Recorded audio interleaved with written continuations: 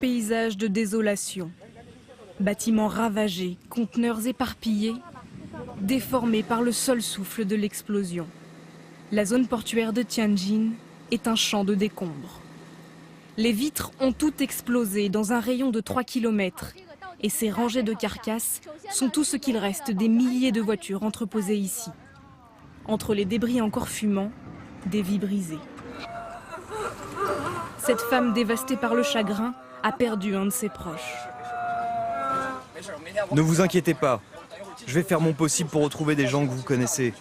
50 victimes selon le bilan officiel, un bilan très provisoire.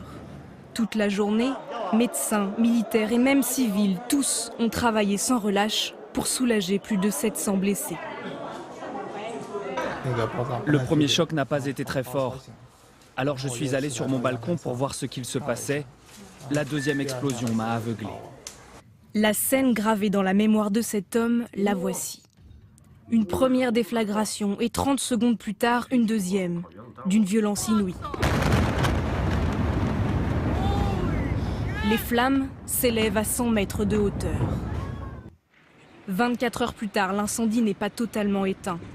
Entre les colonnes de fumée, les habitants errent, choqués, sans aucune information sur les conséquences de l'accident. Je suis très inquiet. Actuellement, nous ne savons pas quels sont les produits qu'il y a dans l'air. Peut-être qu'ils sont toxiques et seront nocifs dans le futur. Que renfermaient les conteneurs? De quoi l'air de la ville continue-t-il de s'imprégner?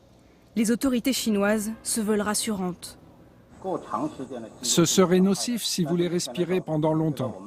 Mais à présent, les taux n'ont pas dépassé les limites. L'urgence est de prendre en charge les sinistrés. Ces logements sont réduits en poussière. Ce soir, ce sont 6000 personnes qui dormiront sous ces tentes.